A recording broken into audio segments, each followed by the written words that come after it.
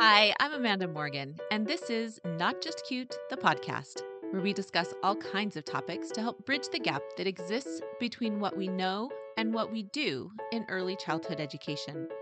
We're starting conversations with academics, authors, decision makers, educators, and parents so that together we can improve the quality of early childhood education while at the same time protecting and respecting the childhood experience. This is the second episode in a 9-episode series called Why We Play. For years, I've been speaking at workshops and conferences about the power of play in the early learning environment, which sparked the series of parent letters I've written called Why We Play. This month, I'll be sharing a special podcast series with the same name, Why We Play. Every Tuesday and Thursday in February, you'll find a new episode sharing the science and stories behind why we play. Evidence that play is not just cute, it's incredibly powerful. Before we jump in, a quick reminder that you can learn more about the Why We Play letters and grab a free sample letter at notjustcute.com/why we play. These letters will help you jumpstart important conversations in your learning community about the importance and power of play in your early childhood setting. People don't value what they don't understand.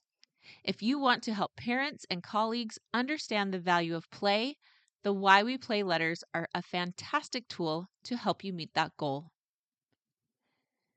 You can find this episode's show notes, which are always full of links, tidbits, and resources at notjustcute.com/podcast/episode 63.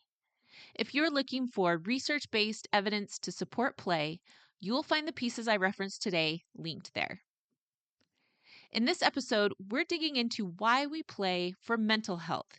It's not just something we think is true or that sounds nice, it's a claim that is backed up by science and statistics.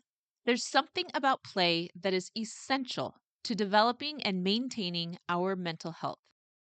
In this episode, we'll dig into those findings and what they mean for our youngest learners. Whether you're a champion for play or a playful learning skeptic, this series is just for you. Let's jump in. There are quite possibly hundreds of reasons why we need to support play. As I work with teams in early childhood education and help them to better articulate and advocate for play in their learning communities, I recommend getting really clear and really comfortable with at least 3. That way, when you're asked or challenged, you're not caught off guard. You know exactly where you're going. Here's why we need play: 1, 2, 3. My 3 are that we need play for mental health and wellness, for brain development and effective learning, and for the development of essential soft skills. You might pick a different 3, or maybe you pick a 4th, but whatever talking points you pick, get really clear and really comfortable talking about them so that they come easily to you, even in those challenging moments. I would recommend that you map them out on a piece of paper, talk about them in the mirror, or ask somebody to role play with you as you practice so that you can be really familiar and really comfortable with those talking points. In this episode, I'll be talking about the first on my list: why we play for mental health and wellness. Subsequent episodes will address the other 2 on my list. My intention isn't that you'll memorize every piece of research that I share here, but that you'll find the ones that resonate most with you, the ones that you find most compelling, and that you can use those in your own discussions and in your own parent information pieces. So, why does play matter for our mental health? Well, of course, it starts with the brain. Scientists hypothesize that the impulse for play comes from the same area of the brain that gives us essential impulses that keep us alive and perpetuate our species. Things like sleeping, eating, and mating. So there seems to be something about play that is a biological drive. It's essential to our survival. That naturally leads us to wonder, if it's so essential, what happens if we don't get it? Well, psychiatrist and play expert Dr. Stuart Brown unintentionally found out. Dr. Brown was a medical doctor and new professor of psychiatry in 1966 when a disturbing mass murder happened on the campus of University of Texas at Austin. Afterward, the governor convened a panel of experts, including Brown, to look into what might have contributed to this tragedy. While there are clearly several complicated factors involved in such an event, including trauma and abuse, Brown and other experts on the panel were struck by the severe lack of play in the perpetrator's childhood, a play deprivation. Intrigued, Dr. Brown began compiling play histories of other murderers and noticed a similar thread: play deprivation and the lack of resilience, flexibility, and regulation that accompanied it. Brown points to the devastating impacts of play deprivation in research on primates, as well as in the unintentional research gathered from neglected children in the orphanages of Romania in the 80s and 90s. Without adequate play and the accompanying human interaction, our development is not only stunted, it's devastated. In 2018, the American Academy of Pediatrics published a clinical report with the title, "The Power of Play: A Pediatric Role in Enhancing Development in Young Children." In its preface, the authors state that they compiled the report to give pediatricians the information they need to not only promote play, but to write a literal prescription for play. The report states, when play and safe, stable, nurturing relationships are missing in a child's life, toxic stress can disrupt the development of executive function and the learning of pro-social behavior. In the presence of childhood adversity, play becomes even more important. The mutual joy and shared communication and attunement that parents and children can experience during play regulate the body's stress response. End of quote. This isn't just a feel-good platitude. This is science. In a playful state, a child's brain is awash with beneficial chemicals that promote wellness and growth, while harmful stress hormones are reduced.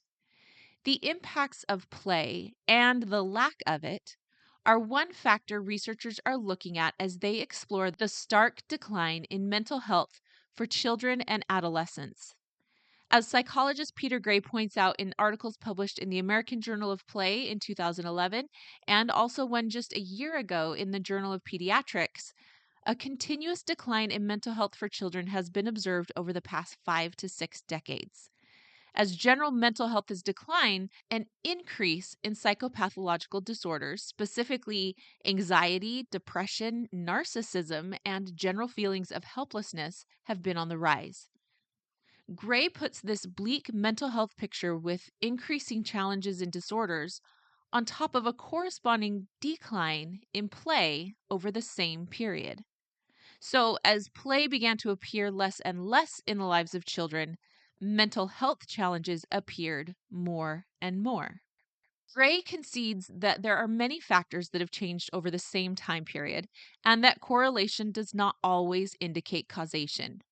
But he and his co-authors boldly claim, quote, "Our thesis is that a primary cause of the rise in mental health disorders is a decline over decades in opportunities for children and teens to play, roam, and engage in other activities independent of direct oversight and control by adults."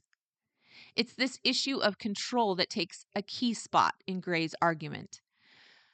When children, or humans for that matter, don't have adequate opportunities to exercise agency or choice, they begin to feel that the control for their lives exists outside of themselves, what we call an external locus of control. And research tells us this external locus of control is related to depression, anxiety, and feelings of helplessness. Consider it for a moment. If you don't feel like you have control, don't you feel helpless? When you think of the times that you've felt anxiety, even a normal amount of anxiety, did it have something to do with something that you couldn't control? In reviewing the research on agency in a journal article called Born to Choose: The Origins and Value of the Need for Control, Liotti, Iyengar, and Oshner write, The belief in one's ability to exert control over the environment and to produce desired results is essential for an individual's general well being. They later say the desire for control is an essential component of what it means to be human. So they're telling us that choice, agency, is an essential part of our development. Now consider modern childhood. It's marked by what I call pervasive passivity. We see it in technology. Children as a passive audience to be entertained by an endless supply of videos and apps. Even the majority of those marketed as learning content actually put children in a passive position. And when we or our children think that we're actively choosing the next video or the next game, odds are an algorithm has already chosen it and placed it right in front of us. Often, our only authentic choice is to turn it off. Likewise, many children become passive passengers in their own lives if they are overscheduled. Activities can be stimulating and wonderful, but they can also be overmanaged and overdone. If a child is being moved from one activity to the next, where they are told exactly what to do, where to go, and how to be for every moment, they've been put in an extremely passive position once again. Even our school environments can put children into that pervasively passive position if they are overly structured and rigid, void of play. Unfortunately, evidence tells us that that's too often the case. Two studies looking at outcomes around the same time provide a striking picture. In the early 2000s, Dr. Walter Gilliam looked at pre-K expulsion rates, noting that pre-K students were being expelled at 3 times the rate of their K through 12 peers. Digging into why, he found many complicated factors. One that got a lot of much needed attention was the role bias may play, as there was a disproportionate number of expulsions for boys and students of color. But a less publicized finding also showed that children were more likely to be expelled from programs that used more flashcards and worksheets and less play, like dress up. Around the same time, data was collected that would be used for the study Is Kindergarten the New First Grade? As researchers compared stored data from kindergarten teachers in 1998 with those in 2010. Among many jaw-dropping findings was the fact that between those two benchmarks, teachers were becoming more likely to use flashcards and worksheets and less likely to use play, like dress up. So let's summarize these two studies together. 1, children were more likely to be expelled from programs using more worksheets and less dramatic play. And 2, programs were increasing their use of worksheets and decreasing their use of dramatic play. Do we see the problem here? Do we see how we're setting children up for failure by ignoring what they actually need?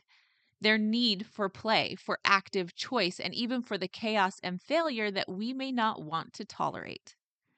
Research tells us that the risk involved with play is another mental health benefit.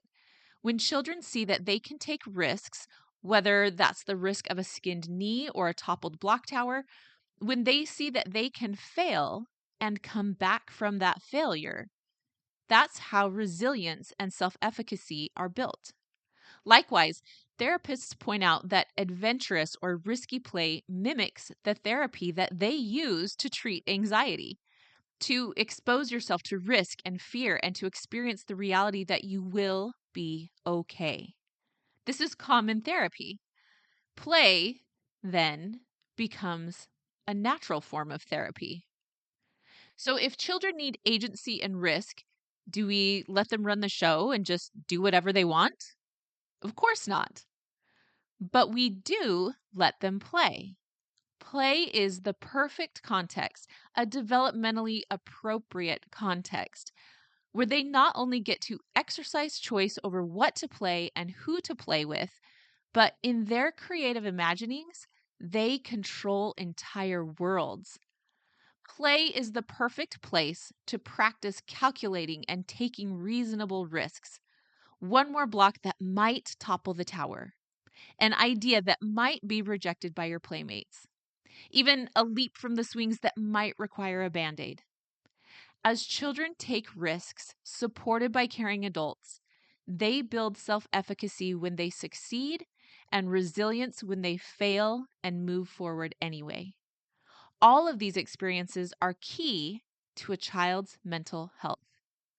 As Dr. David Whitebread wrote in The Lancet, play is sometimes dismissed as trivial.